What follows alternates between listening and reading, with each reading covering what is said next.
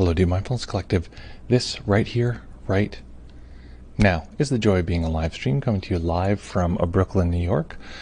And we're happy you're here with us, joining us on twitch.tv/deepmindfulness. Folks, today is a pretty exciting day. It is Friday. Everybody's working for the weekend. Not so much, but it's interesting for me because I teach from home and I often work on the weekends. So weekends are a little different for me. It just feels like a continuation of the week. There's I don't know if it's famous, but there's a quote from, what's his name? What's this guy's name? The guy who ended up being Rahm Emanuel, who ended up being the mayor of, who was a chief of staff, and was chief of staff for Obama. Oh my goodness, we have a new subscriber, Nick. Lovely to have you here as a subscriber. Thank you so much for that. Long walk for short drink of water. Rahm Emanuel used to say, "It's Friday, folks. Only two more work days until Monday." So yeah, thank you, my friend. Thanks for the hype mine. It says, "Nice, bro." Tomlin, nice. Good to see you here. Tomlin, I believe. Where are you coming from? I know you're in India. Where are you coming from in India? I love when you let us know where it is you are. So folks, where are you coming from? Where are folks finding themselves this morning? I myself am in Brooklyn. I was actually just in Brooklyn Bridge Park with the dog, racing around, finding out the positives and the negatives of owning a car, the new adventures of a car owner in New York, which is like, there's a major way in which the city is not built for people with cars. That is definitely the case. Rory, welcome from Kingston, Ontario. Lovely to have you here with. Let's see. Okay, so folks, we're going to be practicing in relationship to emotions. It's Freestyle Friday, so we're also adding anything that you'd like, anything you're thinking about or interested in, let us know. Oops.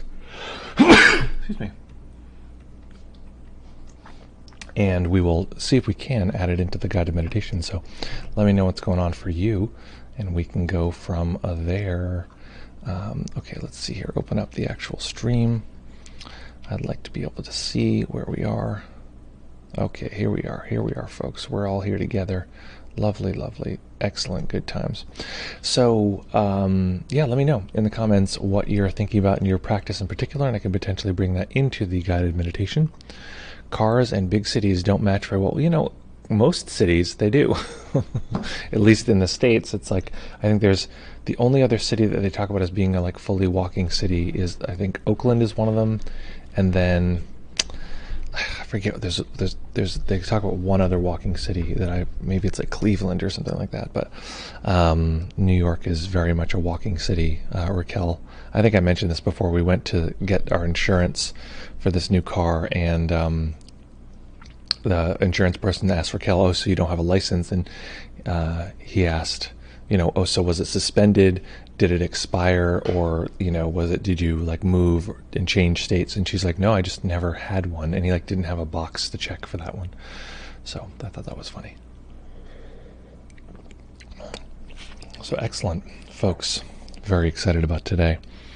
We are going to be meditating for, you guessed it, 25 whole minutes. And in that time, we're going to be exploring. Raquel and I have been talking about this topic of overwhelm.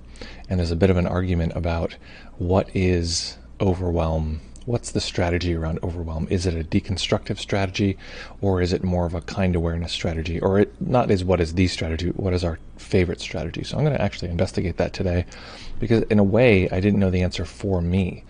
I think I knew the answer that I might say, but it's usually best if we it comes from our personal experience. So,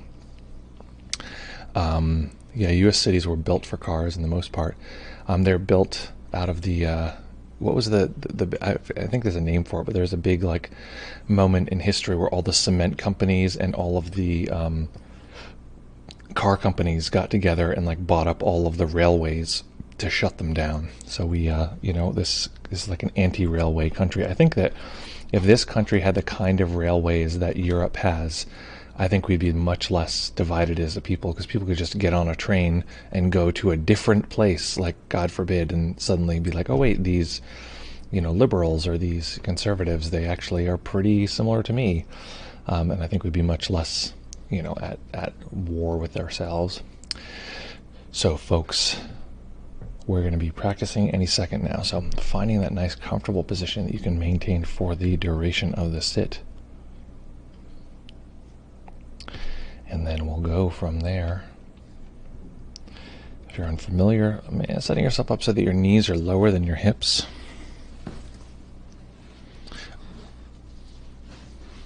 I just remembered we had a moment there where we tried to do music in the background while during the practice, during the sort of chatting time, and it didn't go over so well. Did not go over so well.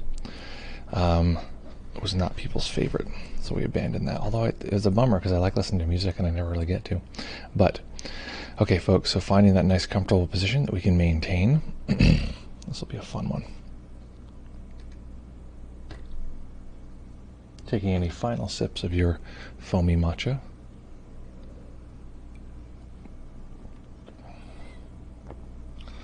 Praying only that foam doesn't turn into burps while you're guiding meditation.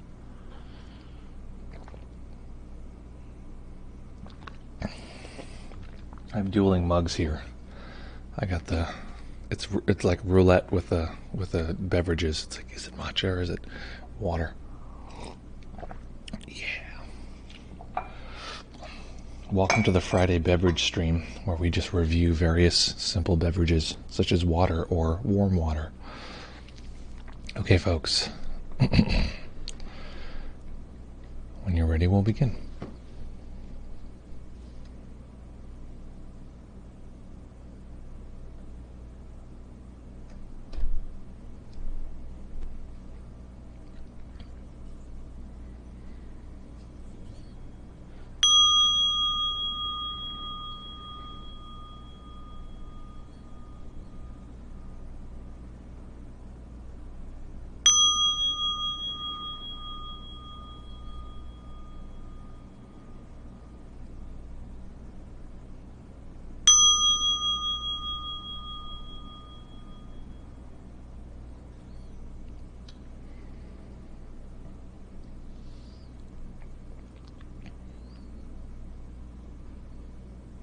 Beginning by taking a few comfortable deep breaths and just feeling the body rise and fall.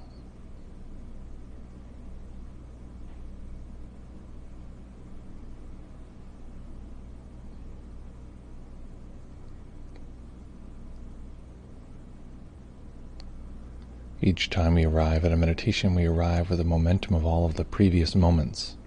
We usually notice this by feeling a bit more distracted or a bit more agitated as we begin the meditation. This is the mind simply continuing at the speed it was going just a few moments ago.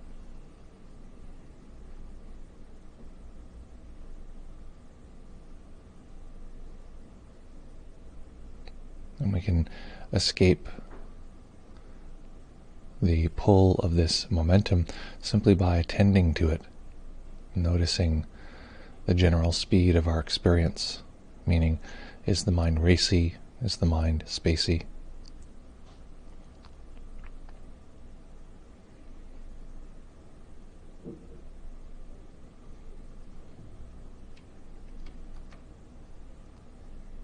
And often we don't even need to adjust. Just noticing this can be enough to settle the mind. Again, the mind doesn't need to be quiet or still. We're effectively asking our system, asking the body-mind, how could I relate to you in a way that would allow me to be continuously aware?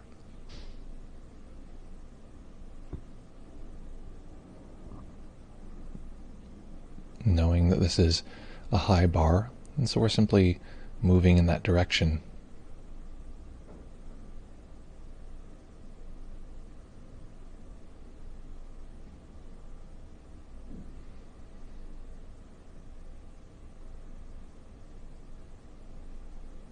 We'll generally be practicing with the eyes closed, but if it feels overwhelming or feels like too much, feel free to open the eyes and let them rest on a single point.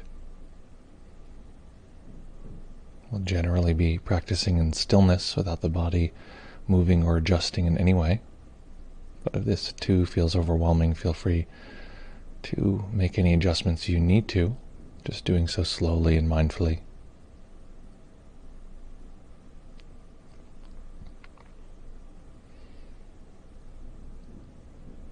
Taking a comfortable deep breath in, letting the belly expand, the chest expand, letting the breath flow away. Noticing that as we breathe in, this takes a little bit of effort. The diaphragm pulls down. All of the muscles of the body around the torso and chest contract and stretch, and then the out-breath is simply releasing these muscles. The body breathes out on its own.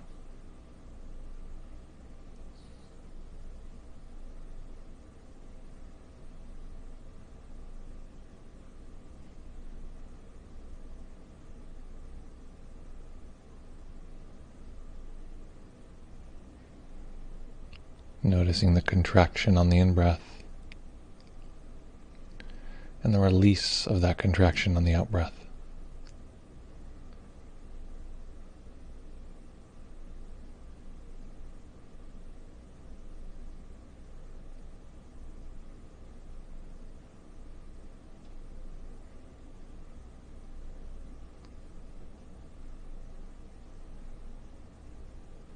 Again, allowing the body to breathe deeply and fully for now.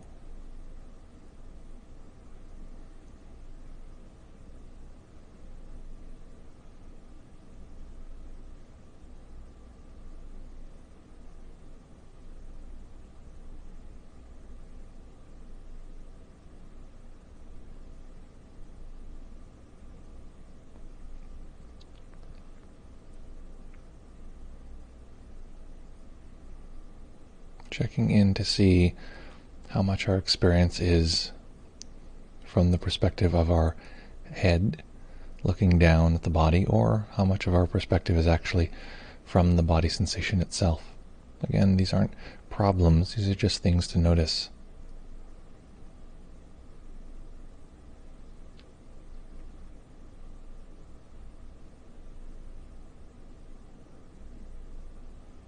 Seeing, in this case, if we can let the sensations of the body be the center of our world for this particular moment.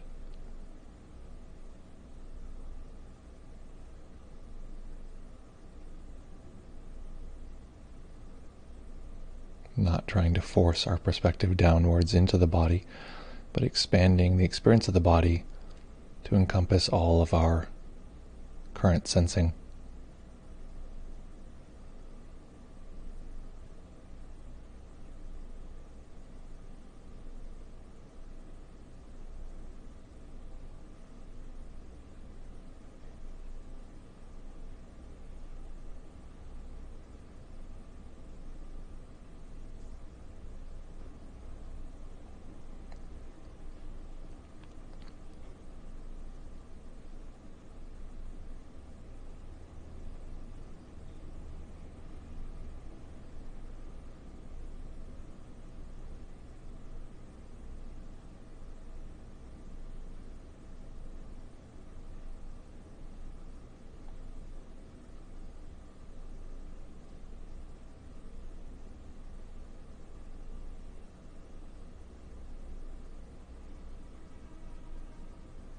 Often when we experience intense emotion, a sense of overwhelm, it's a combination of pieces.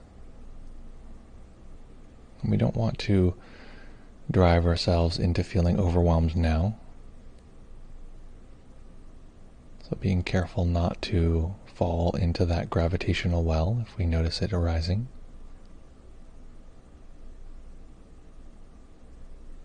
Seeing if we can detect where in the body we might feel the sensations of overwhelm, if we were to feel them. where we have felt them in the past.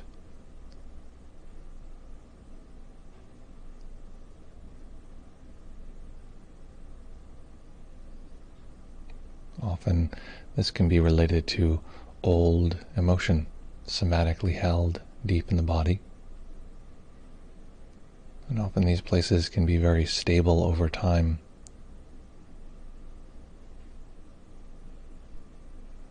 But touching into them can often create this cascade into overwhelm. So we're doing this very carefully. We actually get more points for doing this very slowly, very conservatively, than we do for diving in to our experience of overwhelm.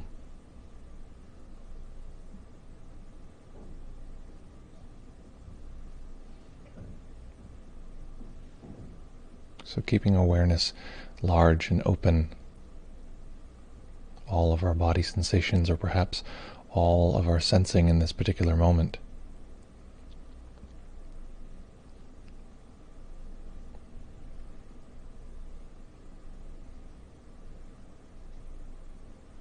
As though we were knowing our entire world from the periphery.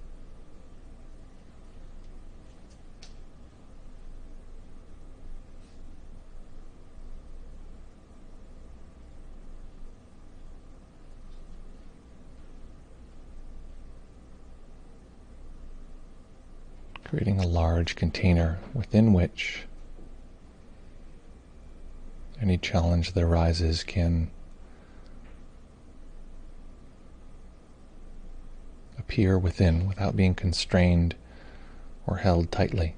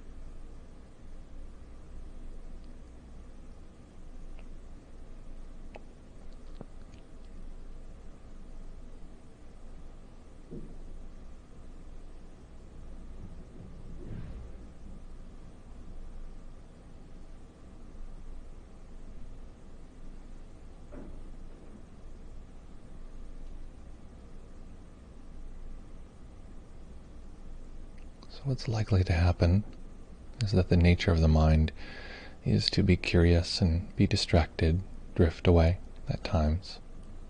This is not a problem. This is like being angry at the rain. This is simply the nature of the mind. All we're doing is returning to the experience. So the experience is a nice, soft, open, wide awareness.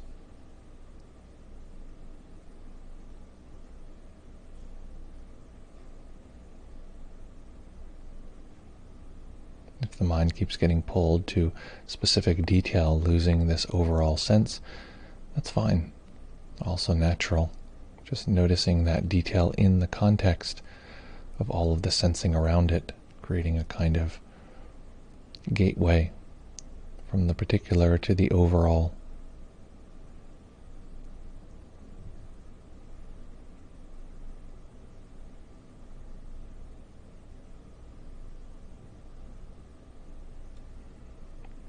Feeling the comfort, the gentleness of this open awareness.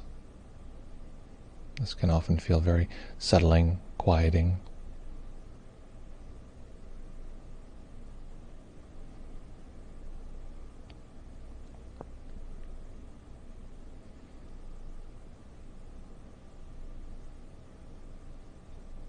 Often characterized as being made of stillness, silence, and space.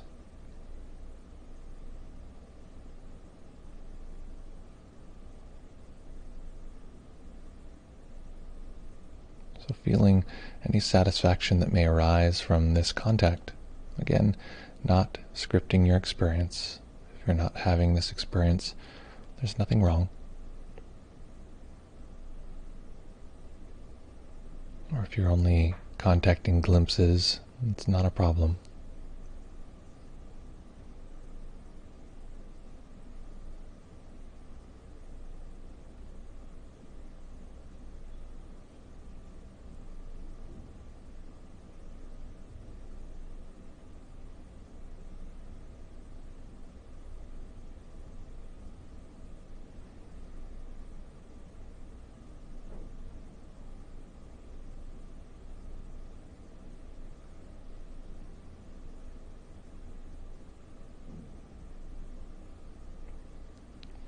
And within this large open space,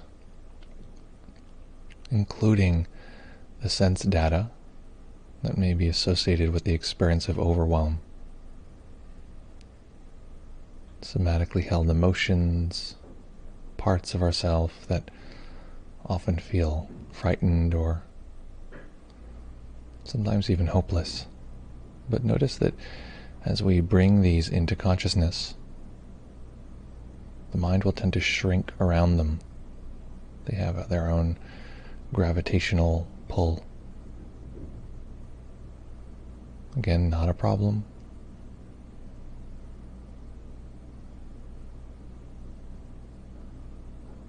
If we're being pulled into a center, then we can simply observe what are we being pulled from, this larger expanse around it.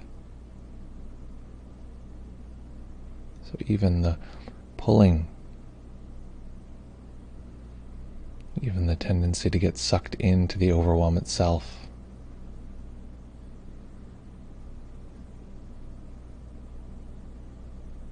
shows us the space around it.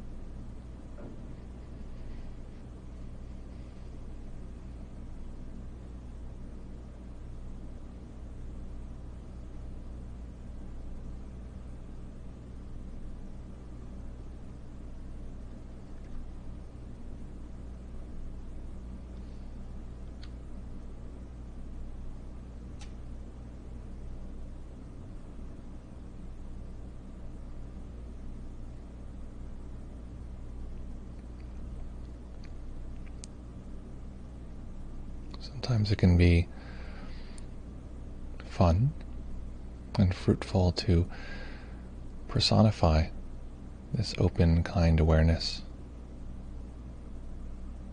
So sometimes I'll speak from this position of this open, spacious quality. Just say hello to everyone, all of the sense activity in the mind and the body, all hearing, seeing, feeling. Hello. Of course, including any places in the body that are associated with overwhelm. Altogether, all of these experiences, simply greeting them, perhaps saying welcome.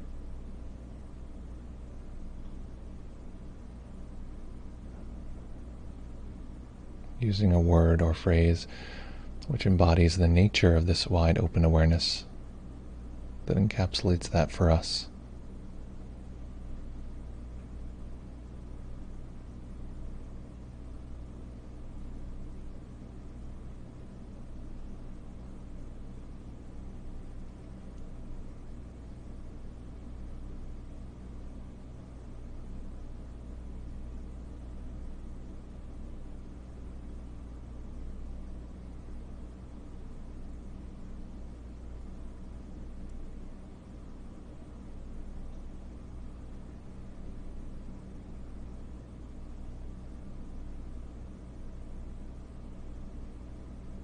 Ultimately, we're cultivating a relationship. And relationships take time. relationship between the part of us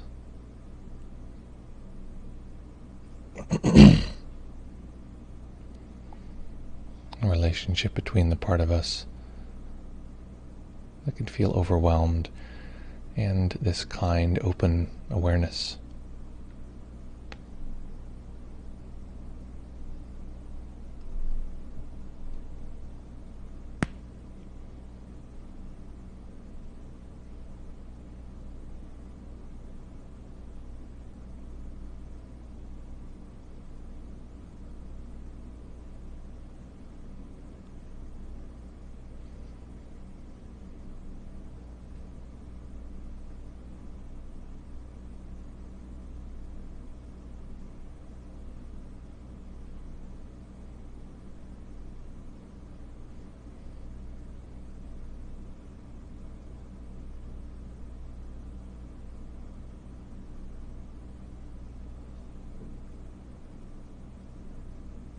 The part of us that experiences overwhelm is often there to protect us.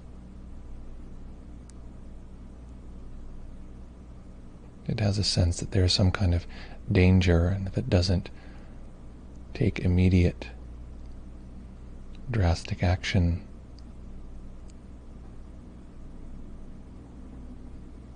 something unpleasant will occur.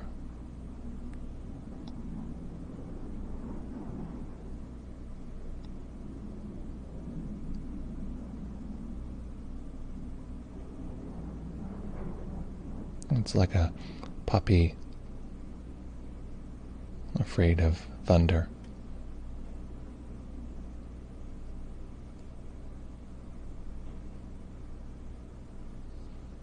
So we're simply teaching it the comfort and care of this kind, open awareness.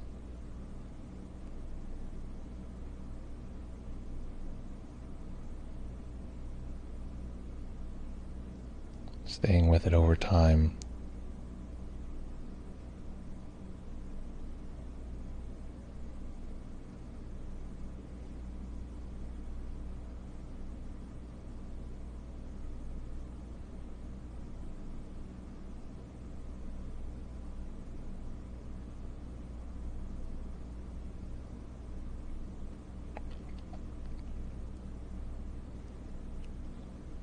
And if it's helpful, allowing this kind awareness to use a phrase or a word that's comforting to the whole system, all of our sense experience.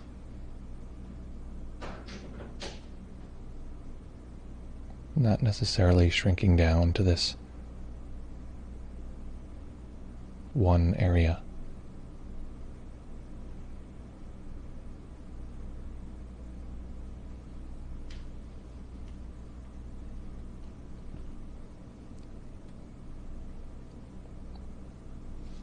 The phrase that's working for me today is, I'm right here. I'm right here.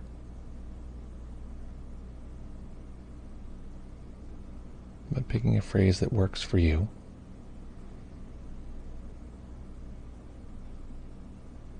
without getting too fussy, just picking something that works and sticking with it. Using your intuition, the part of you that simply knows what would soothe the system.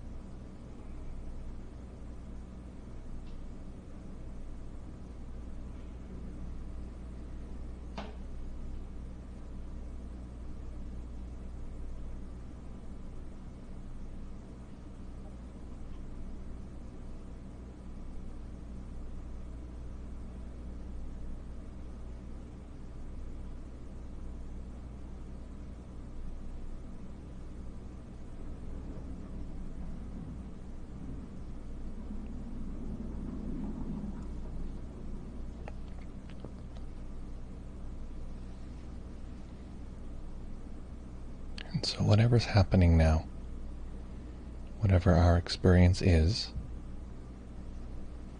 knowing that this is natural, it's not a problem. Nothing needs to change. And of course, part of us might not know this.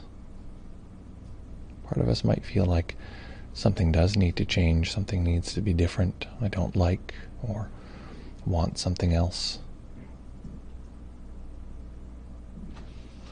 Simply knowing that that's just part of us. This buoyant, open, kind awareness doesn't need us to be different, doesn't need us to perform,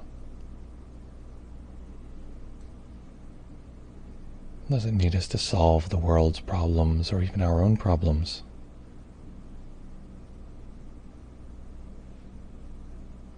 It simply abides.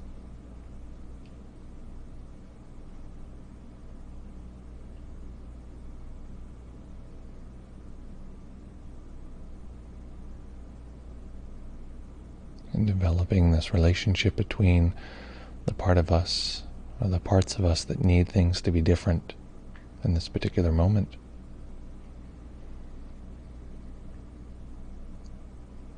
and the part of us that simply experiences and holds this particular moment without any need for change.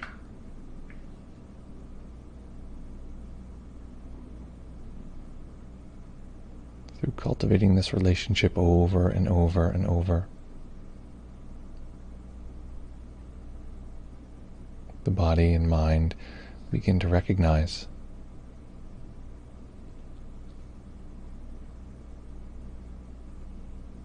that there is a kind of safety,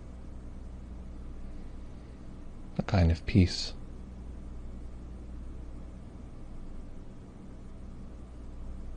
a kind of freedom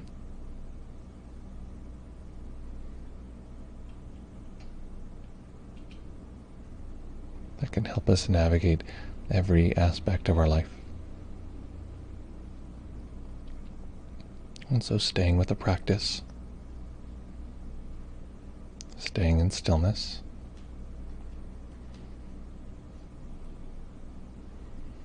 knowing that the formal practice will end when the bell goes silent, allowing a tiny bit of light to enter the eyes, eventually allowing the eyes to rest on a single point as they fully open.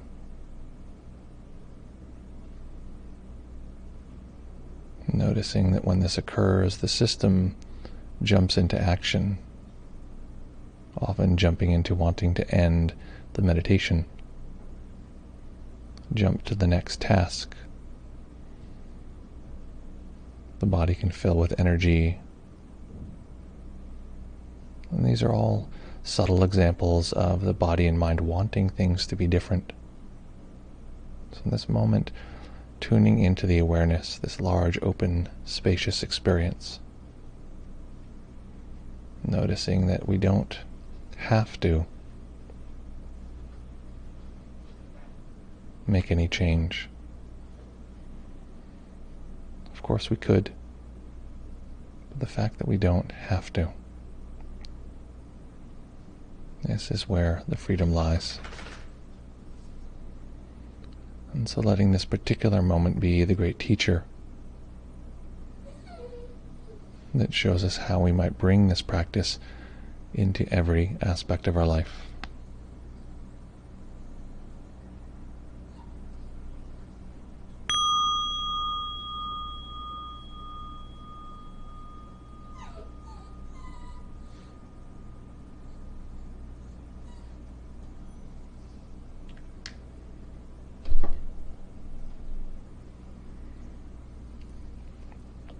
Okay. Welcome, folks. If you're just joining, welcome as always. Nice, lovely as always to have you here.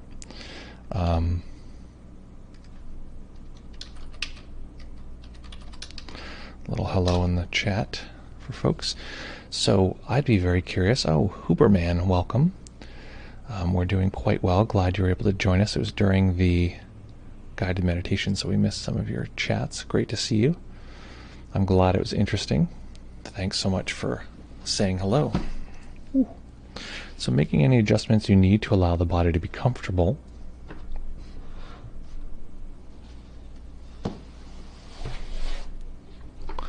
I myself have to do a little leg unfolding.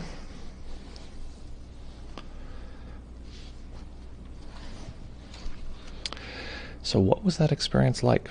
I'm going to put the link to the Zoom in the chat. The Zoom is a lovely opportunity to just chat about what happened in our experience, but no pressure if you prefer not. Also, tippy typing your experience in the chat is a very excellent way to expand your practice. You know, we often, oh, thank you, Tomlin, we have a Discord community too, and you can come join us there. Beep, pop, pop, beep, pop, pop, pop. Oh yeah, so basically, the more we can bring our practice into consciousness, the more likely we are to, accelerate our practice and development. And part of that process is talking about our practice. That is why I emphasize reports. I've participated in many classes and sat in on many teachers who they do not either care about or know how to encourage folks to do reports about their meditation. And so what happens is, this is public classes often. Someone will be teaching a class and they will, the class will be over and they'll, ring the bell and they'll be like, okay, bye everyone. And people will say thanks and that's it. And people become very, they don't know how to talk about their experience. And their likelihood of developing a significant practice is unlikely. Okay, so Tomlin says the sound is not clear. Okay, folks, so let me know if that's the case for you, if what you're hearing is not a very clear voice. Let me check my settings. I thought these were all set. Check, check. Hello. Yeah, it looks on my side like the audio is coming through well, so let me know in the chat if the sound is coming through. Okay, it's okay for Rory, so it might just be a connection issue all the way over there in lovely India. Oh, if you want to get on the Zoom, also tell me, because I don't, just for camera, it messes things up if I open it unnecessarily, or it can, so I have to take some precautions. If you'd like to jump on the Zoom, tell me, and I will, oh, thanks. Good, it's, okay, so the sound sounds good in Ontario and in Brooklyn. It's good to know. Beep, up, up, up, up, up is, yeah, so what was that like? What happened and what do you like now? And what was the other thing that I was going to, I was just about to talk about? Oh, this is very superficial, but as you're typing your comments in here, I was going to mention that anyone who's been at this on the stream for a while knows that when I first started the stream, I was obsessed with getting a bell that I liked what it looked like.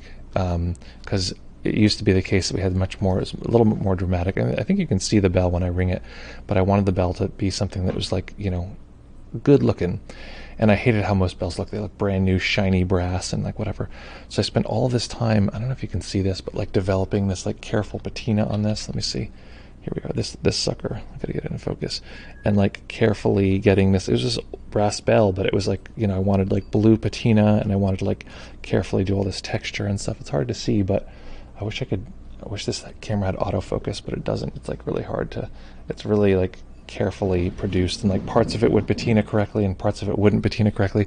So right now this is like a very beautiful object. This is my sculpture background. I want this to be a beautiful object.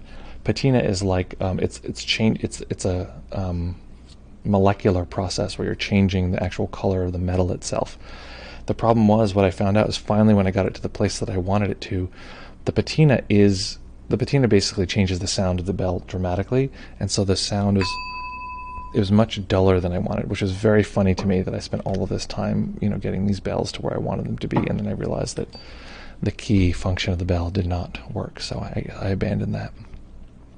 Okay, folks, so no one's going to get in trouble if you don't want to do a report. I'm not going to get you in trouble. It's interesting because typically if someone were to say, what is overwhelm built out of? What is my argument for what is, exactly, it's a metaphor. It's like the superficial is exactly that.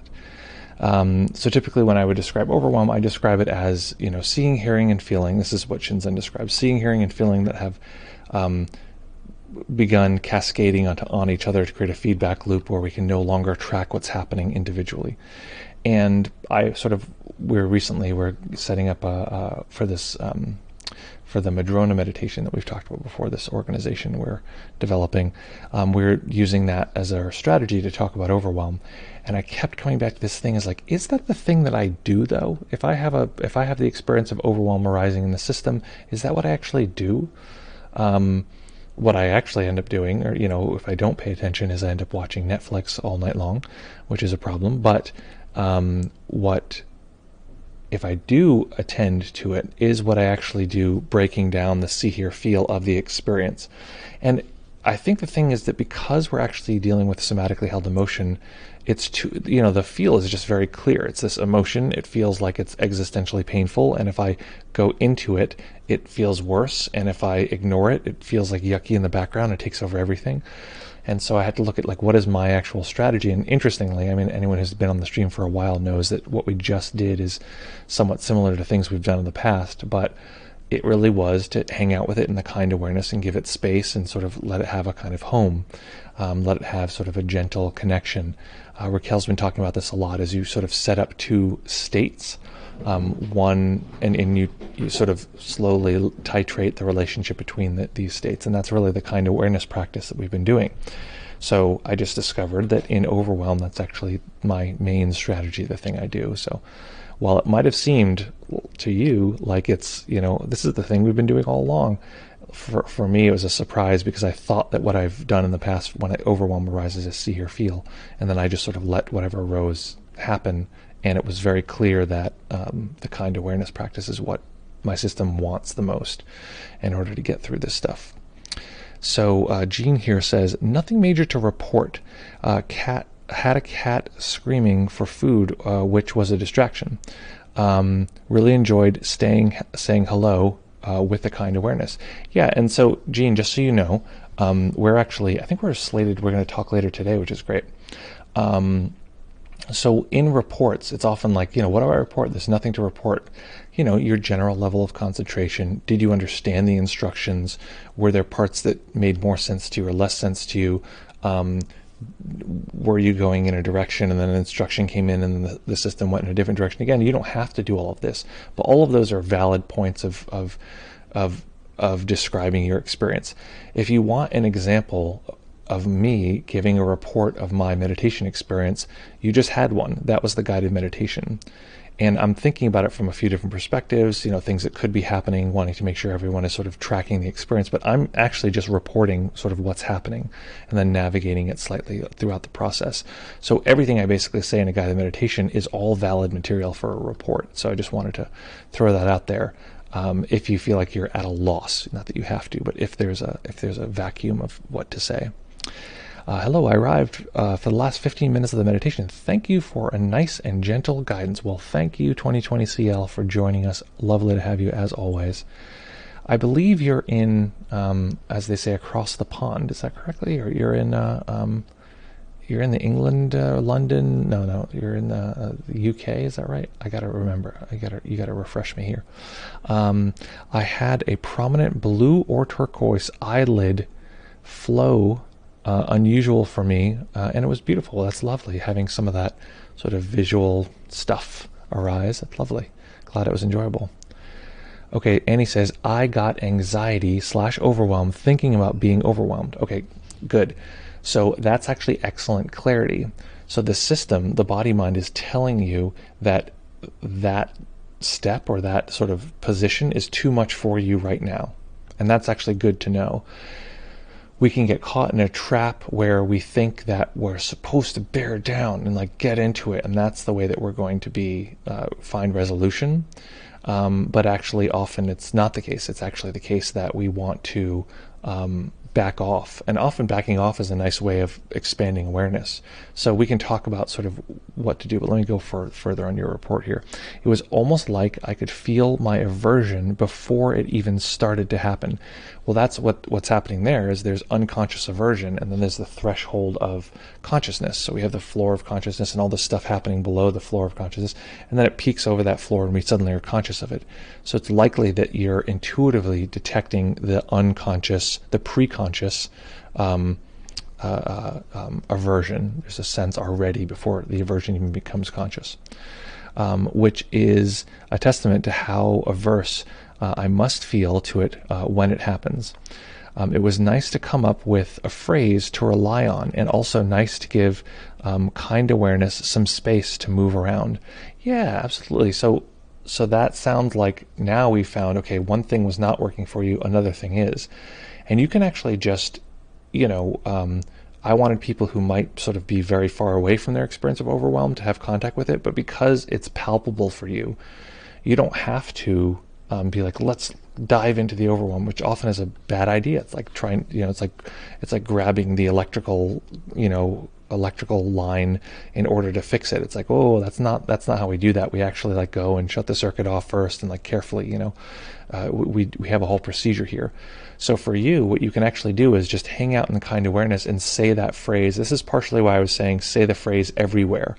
Because if we're just like directing it towards this experience of overwhelm, it can often feel like it's sort of being bombarded, or it's like the space it's in is too small. It feels like it's being sort of pressed a little bit.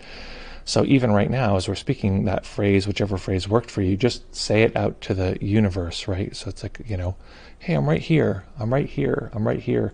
And that trickles back. It's sort of the equanimity of that can sort of trickle back and touch those spots of overwhelm. So that's great. That's great news. And folks, it was a long time where this guided meditation link, wait a minute, does this link work? I want to follow this link and see if it works. Okay, it does. Yeah, it was a long time where this guided meditation link was fully dysfunctional. It kept putting, anyway, no one else cares about this but me, but you remember it kept putting the false link up there, and I finally found it, finally fixed it. That was many calls with Tomalyn about how to fix that, and finally figured it out. So folks, there is no homework this week, aside from whatever you want to do. We don't usually give homework, but just thought you have the weekend off. And we're going to be back here in fewer than 48 hours. I wanted to ask folks this question, since we have a few folks here. We have had the thought about having a co-host, and some of you were here when we had Aishin here, and so the thought might be to add Aishin as a co-host here once a week and see how that goes. Be curious if folks would be interested in that, if that's something that sounds like that would be fun to have a little bit of to mix it up a little bit. I've been trying to, this is a separate discussion point, but I've been trying to rope Raquel into doing this, and she's getting a PhD. She's like really, really busy, so it's not surprising that's not really available, but I'm still trying to like convince her to somehow, I don't know, maybe she can skip meals and just do the live stream instead. So folks, I feel like there's some other piece of news. There's some other piece of like something I got to make sure to tell people this because this is important. Anyway, I'm not sure what it is, but something's happening. Oh, great. So Jean says Aishin is lovely. Well, I agree. Aishin is lovely. If no one knows what I'm talking about, you can look on our replays, which let's see if this link works again. This should give you, okay, yeah, so on our replay channel, the Deep Mindfulness 2, youtube.com/deepmindfulness2, there is one with Aishin there on trauma, and it's really good. It's a really good replay, really great interview. So if you want to know who Aishin is, that is that. If anyone wants to throw that link in the chat, you are more than welcome. Also, fun fact, I didn't mention this before, you can subscribe to this channel and it supports the channel. We actually got our first check from Twitch after doing this for a year recently. Whenever you reach $100, they send a check. So my team has told me that I should stop downplaying the subscription thing and actually tell people, hey, subscribe, it supports us. So if you have Amazon Prime, you can subscribe for free. It costs you nothing. Once a month you can pick one streamer and subscribe to them. So that's a lovely way to support the stream. We're going to start coming up with rewards for people for subscribing. And in fact, I think we used to do this on the YouTube, but I got to rearrange here because you can't see the plant behind us here. Let me take a look here. Okay, here we go. I'm turning this off for now. This plant used to be named with the last person who would donate or subscribe when we were on YouTube, but I was like so obsessed with getting a focal distance so you could separate me from the background that now you can't even read it. It says Deb, by the way. Deb's been really helpful doing some volunteer stuff. So thank you, everyone. If you're watching this on replay, thank you so much for watching. We have a Slink 27. Anyone know how to link Prime? So that's a good question. Tomalin, if you're here, would you put, I bet you there's a video for that. Will you throw a link for how to do that in the chat? That would be actually really helpful. Yeah, awesome. Okay, folks, so I have a wish for you, and this is one of my favorite parts of the stream, by the way, if anyone doesn't know. So my wish for you is in this particular moment. This is what's funny. Wishes, often we like put wish for future, and we imagine what the future would be like. And, we have, like, I think about when we're 10 years old and we're like, I wish for blah, blah, blah. Typically when I wish now, it's like just for my relationship with Raquel to continue, that we have a lovely connection there. Yeah, and thanks, Slink27, thank you for being here, and thank you for following and all that stuff. If you haven't followed, feel free to do so.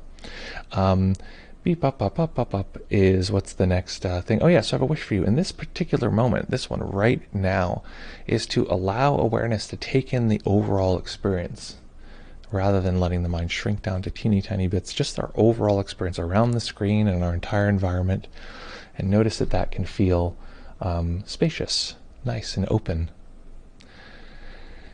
And as we do this, we can begin to use our kind phrase and say to this whole universe, hello, hello, hello. This is simply a way of infusing our awareness with a little bit of friendliness. Hello, how you doing?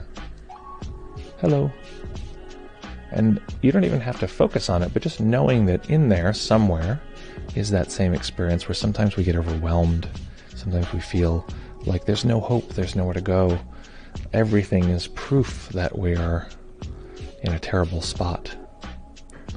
And so just knowing that is something that we experience at times, and saying to our entire universe of experience right now, hey, great to see you.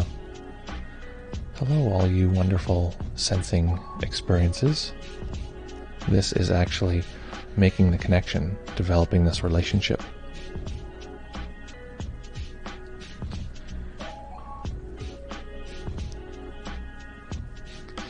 Folks, I am so happy to get to spend this time with you. I don't know if I expressed that enough, but it really is special and lovely for me to be able to be here with you 3 times a week.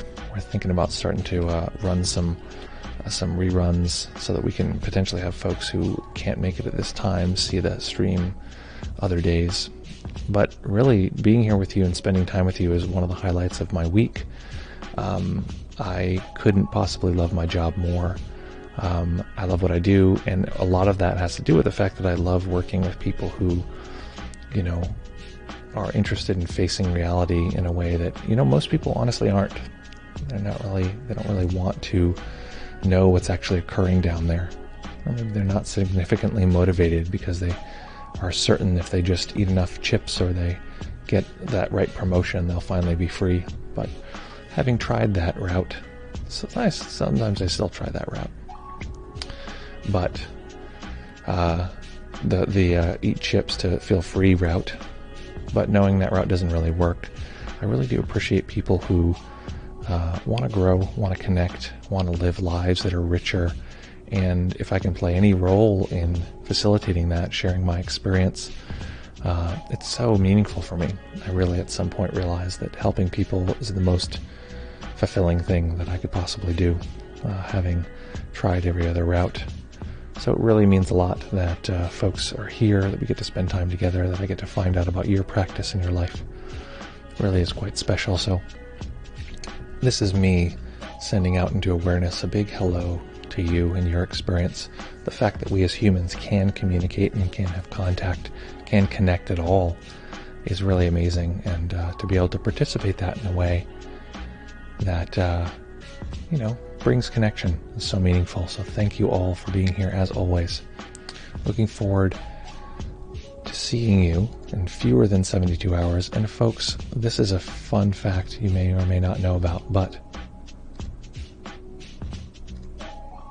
as always, practice well, take care of each other, have fun, and we will see you very, very soon.